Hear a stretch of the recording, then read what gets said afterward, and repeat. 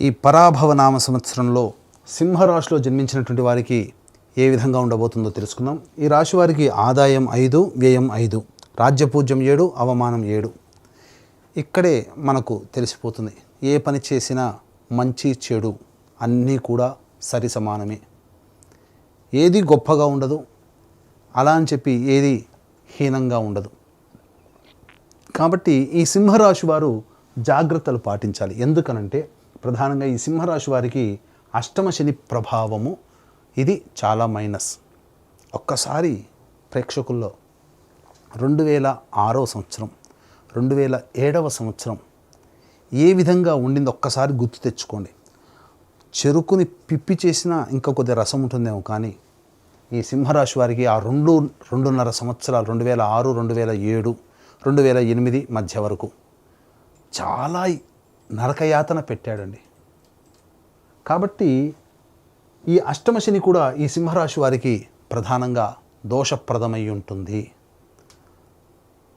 పైపెచ్చు ఈ యొక్క శని తన సొంత నక్షత్రములో సంచారం చేస్తున్నట్టు ఈ సమయంలో కూడా చాలా ఇబ్బందులు ఎదుర్కోవాల్సినటువంటి పరిస్థితి వస్తుంది. కాబట్టి శని ప్రభావాన్ని తక్కువగా అంచనా వేయకండి. కష్టములు ఉంటాయి, అందులో సందేహం లేదు. కానీ దైవానుగ్రహం కూడా ఈ రాశి వారికి ఉంది. తద్వారా సమస్యల నుంచి బయటపడే అవకాశం గోచరమవుతుంది.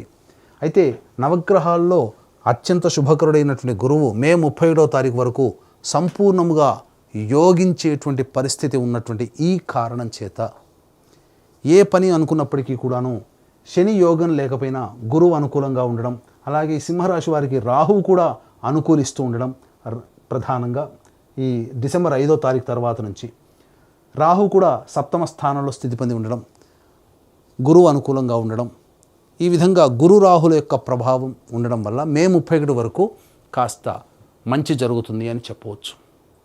అంటే ఆశించిన మేర కంటే చక్కటి శుభ ఫలితాలు ఈ సింహరాశిలో జన్మించినటువంటి వారు మే 31వ తారీఖు లోపల పొందగలుగుతారు. కాబట్టి నూతనంగా ఏదైనా కొత్తదిగా ప్రారంభించాలన్నా వెంటనే అమలు చేసేటువంటి ప్రయత్నాన్ని మే 31 లోపల పెట్టుకోండి. మే 31 తర్వాత గురువు అనుకూలంగా లేడు, శని అనుకూలంగా లేడు. ఈ కారణం చేత మిగతా గ్రహాల యొక్క ప్రభావం కూడా స్వల్ప మాత్రముగానే ఉన్నటువంటి ఈ కారణం చేత చాలా ఒడిదుడుకులు ఎదుర్కోవాల్సినటువంటి పరిస్థితి ఎదురవుతుంది. కాబట్టి దైవానుగ్రహం తప్పనిసరైనటువంటి విషయాన్ని గమనించుకోవాలి. ఇక జూన్ 1వ తారీఖు నుంచి అక్టోబర్ 30 వరకు కర్కాటక రాశిలో గురు సంచారం చేస్తున్నటువంటి ఈ కారణం చేత అనవసరమైనటువంటి వృధా ప్రయాణాలు, ఖర్చులు అధికంగా ఉంటాయి. దేవతానుగ్రహాన్ని పొందడానికి క్షేత్రాలు, అలాగే దేవాలయాలు సందర్శించడం, పుణ్యనది స్నానం లాంటివి చేస్తారు. ఇతరులకి మీ దగ్గర ఉన్నటువంటి సొమ్ములో సహాయ సహకారాలు ఇతరులకి అందివ్వడం, తద్వారా కొంతవరకు మీరు పుణ్యాన్ని మూటగట్టుకుంటారు. తద్వారా అంటే ఎదుటి వాళ్ళ మానవ సేవే మాధవ సేవ అన్నటువంటి విధంగా ఉండడం వల్ల జూన్ 1 నుంచి 30 వరకు చేసినటువంటి పుణ్య ప్రభావం మీకు భవిష్యత్తులో ఒక కంచుకోటలాగా మారి మిమ్మల్ని ఆపదల నుంచి రక్షిస్తుందని చెప్పవచ్చు. అక్టోబర్ 31 నుంచి జనవరి 24వ తారీఖు వరకు రాశిలోనే గురు సంచారం చేస్తున్నటువంటి ఈ కారణం చేత తీపి పదార్థాల యందు ఆసక్తి ఉండడం, ఓవర్ వెయిట్ అవుతుండడం అనేటువంటిది గమనించాలి. కాబట్టి ఈ అక్టోబర్ 31 నుంచి జనవరి 24వ తారీఖు వరకు డైట్ కంట్రోల్ అనేటువంటిది మెయింటైన్ చేయాలి. లేకపోతే అనవసరమైనటువంటి రోగాల బారిన పడాల్సినటువంటి పరిస్థితి వస్తుంది. బద్ధకం పెరుగుతుంది అన్నిటికంటే ముఖ్యంగా. ఇక జనవరి 24 నుంచి ఉగాది వరకు కర్కాటకంలోనే వక్రీకరించినటువంటి కారణం చేత మళ్ళీ గురువు కొంత కష్టాలు కలగచేస్తున్న వక్రీకరించినటువంటి గురు ప్రభావం చేత జనవరి 24 నుంచి మళ్ళీ మీకు వచ్చే సంవత్సరం ఉగాది వరకు కూడా యోగకాలంగా ఉండబోతుంది. అంటే 2.5 నెలలు, ఫిబ్రవరి, మార్చి, మళ్ళీ 2 నెలలు, దాదాపుగా 4-5 నెలల పాటు 5 నెలల పాటు మీకు అనుకూలంగా ఉంటుంది. మిగతా 7 నెలలు అనుకూలంగా లేదు. ఆ 7 నెలల అనుకూలంగా లేని కారణం చేత ఎక్కువగా కష్టాలు ఈ సమయంలో ఈ సింహరాశిలో జన్మించినటువంటి వారు పడతారు. కాబట్టి జాగ్రత్తలు పాటించండి. అన్నిటికంటే ముఖ్యంగా దైవానుగ్రహం తప్ప మమ్మల్ని రక్షించేది ఏది లేదనేటువంటి మాటకి ఫిక్స్ అయిపోండి. దైవానుగ్రహాన్ని పొందే ప్రయత్నం చేయండి. దాన కార్యక్రమాలు, మీకు తోచినంత మీ శక్తి కలిగినటువంటి పుణ్య కార్యక్రమాలు చేయండి.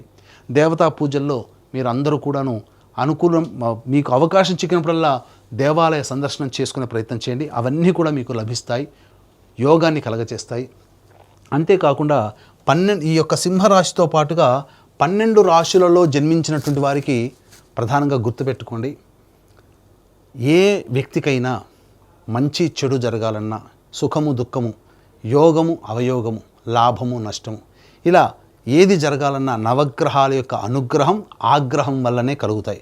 కాబట్టి ఇట్టి నవగ్రహాలని శాంతింపచేసి యోగము అధికముగా, ఆగ్రహము కష్టము, చెడు తక్కువ చేసి బ్యాలెన్స్ చేయడానికి కోసమై మన పీఠం ఆధ్వర్యంలో నవగ్రహ పాశుపత హోమము, అనగా చైత్ర పౌర్ణమి ఏప్రిల్ 1వ తారీఖు రోజున, మరియు అతి శీఘ్ర ఫలితాన్నిచ్చే 3 నక్షత్రాల్లో ఒకటైనటువంటి హస్తా నక్షత్రం రోజున ఈ నవగ్రహ పాశుపత హోమము, ఆరోగ్యం కోసం మృత్యుంజయ హోమము, సర్వకార్య జయసిద్ధికి సుదర్శన హోమము, మరియు దాంపత్యము వివాహ సిద్ధికి, అలాగే ఆర్థిక ఉద్యోగ ప్రాప్తికి లక్ష్మీ మూలమంత్ర సంపుటిత లక్ష్మీ సూక్త హోమము, మరియు సర్వదోష నివారణకి సర్వశాంతికై రుద్రహోమం లాంటివి జరిపించి శక్తిపాతం చేసినటువంటి కరుంగలిమాల ఇవ్వడం జరుగుతుంది. ఈ కార్యక్రమంలో పాల్గొనదలిచినటువంటి వాళ్ళు, అవకాశం ఉన్నటువంటి వాళ్ళు, గోత్రనామాలు నమోదు చేసుకోదలిచినటువంటి వాళ్ళు ఏప్రిల్ 1వ తారీఖు మధ్యాహ్నం 3 గంటల లోపల మీరు నమోదు చేసుకునే ప్రయత్నం చేయండి. తద్వారా అన్ని విధాలుగా దైవానుగ్రహం మీకు ఈ సంవత్సరం అంతా తోడుగా ఉంటుందని చెప్పవచ్చు. ఇక గమనించుకున్నట్లయితే చాలామందికి ఎప్పుడు మనం ఉద్యోగం ప్రయత్నం ప్రారంభం చేసుకోవాలి, నిరుద్యోగస్తులకి ఉద్యోగం ఎప్పుడు లభిస్తుంది, అలాగే ఇక ఉన్న ఉద్యోగంలో ప్రమోషన్స్ ఏమైనా ఉంటాయా, లేదా కొత్త సంస్థలో ఉద్యోగం ప్రయత్నం చేస్తే ఎప్పుడు చేసుకోవాలనేటువంటి ఆలోచన ఉంటుంది. కాబట్టి ఈ సంవత్సరం 18 అక్టోబర్ నుంచి 16 నవంబర్ మధ్యకాలము అనుకూలమైనటువంటి కాలము. అలాగే 15 మే నుంచి 16 జూలై వరకు ఉన్నటువంటి కాలము అనుకూలమైనటువంటి కాలము. మరియు వచ్చే సంవత్సరం 14 జనవరి నుంచి 12 ఫిబ్రవరి మధ్య ఉన్నటువంటి కాలం అనుకూలం. ఈ చెప్పినటువంటి సమయాల్లో నిరుద్యోగస్తులకి ఉద్యోగం చేస్తున్నటువంటి వాళ్ళకి ప్రమోషన్స్, లేదా వేరే సంస్థల్లో పనిచేయాలనుకునేటువంటి వాళ్ళకి బదిలీకి అనుకూలమైనటువంటి సమయంగా చెప్పవచ్చు. ఇక ప్రధానంగా ఈ సింహరాశిలో జన్మించినటువంటి వారికి శని ప్రభావము, ఏలిన నాటి శని ప్రభావము, దీంతో పాటుగా 2 ఏప్రిల్ నుంచి 10 మే మధ్య ఈ సంవత్సరం మధ్యకాలంలో కుజస్థితి ప్రభావం, శని కుజ యొక్క ప్రభావం ఉండడం వల్ల అనారోగ్య సమస్యలు ఎక్కువగా అవుతాయి. ఆపరేషన్స్ జరగాల్సినటువంటి పరిస్థితి ఏర్పడుతుంది. శరీరంలో బలహీనం అనేటువంటిది కలుగుతుంది. ఐరన్ స్థాయి నిల్వలు తగ్గిపోతాయి.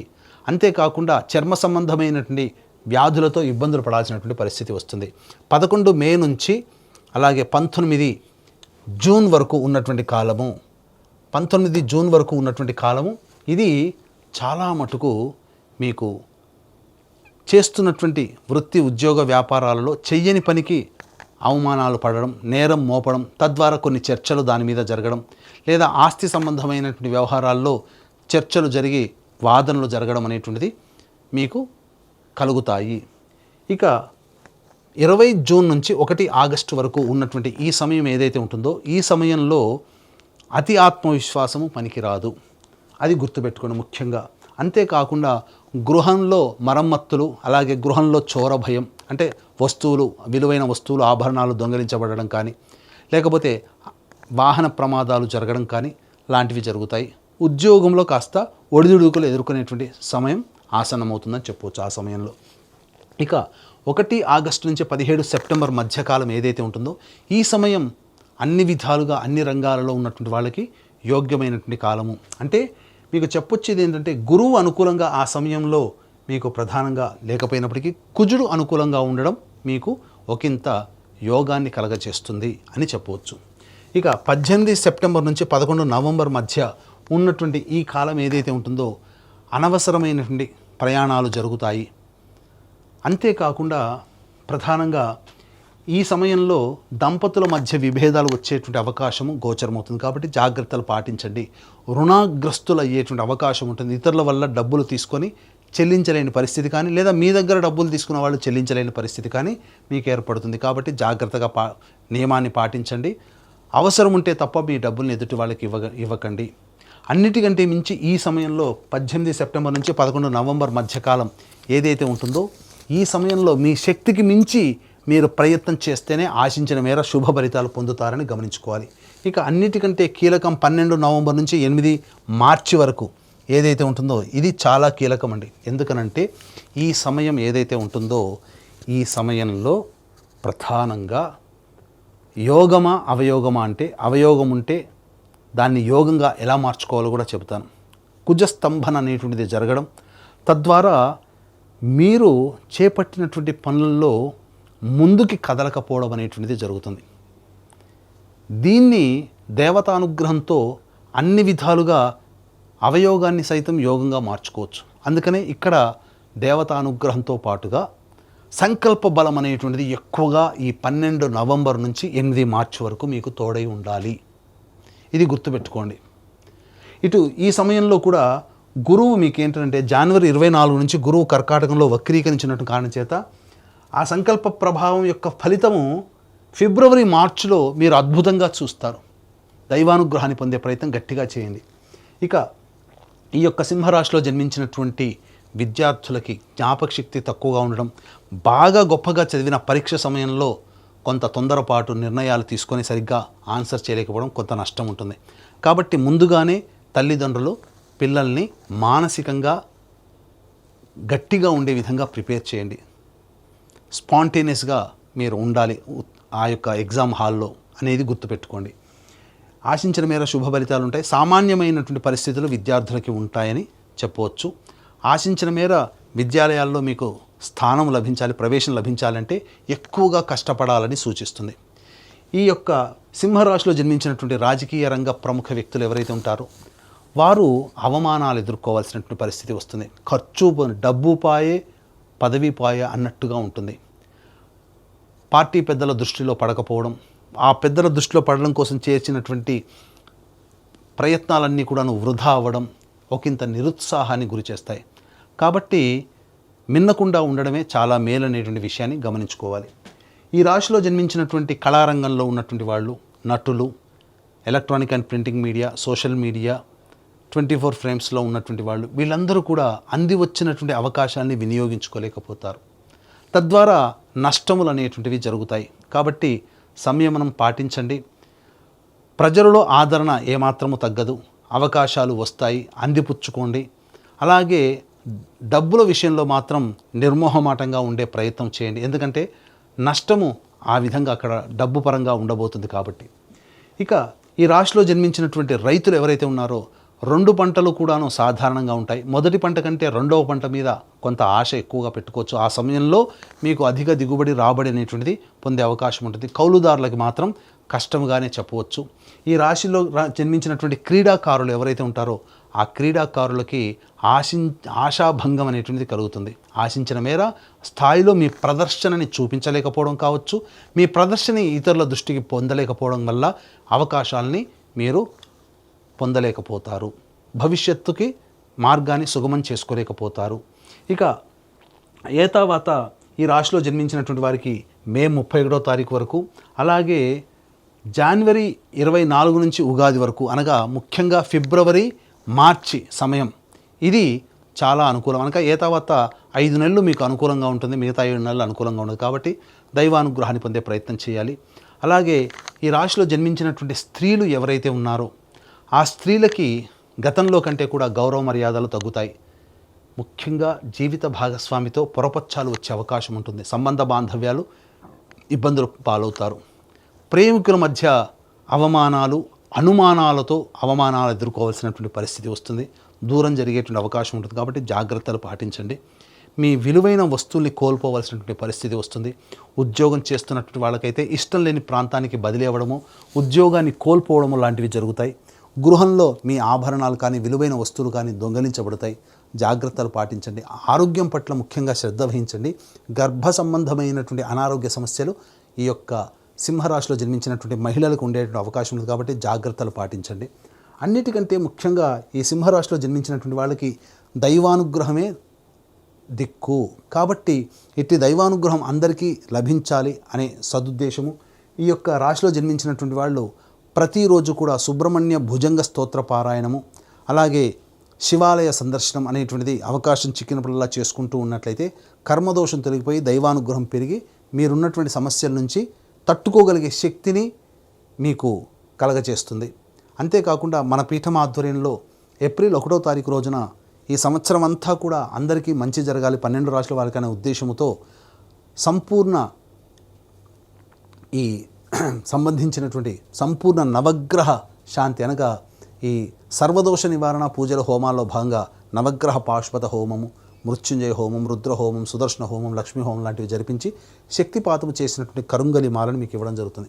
కాబట్టి ఈ అవకాశాన్ని అందరూ వినియోగించుకొని కుటుంబంగా అందరూ సుఖశాంతులతో ఆనందంగా జీవిస్తారని ఆకాంక్షిస్తూ సర్వం శ్రీ ఉమామహేశ్వర పర బ్రహ్మార్పణమస్తు.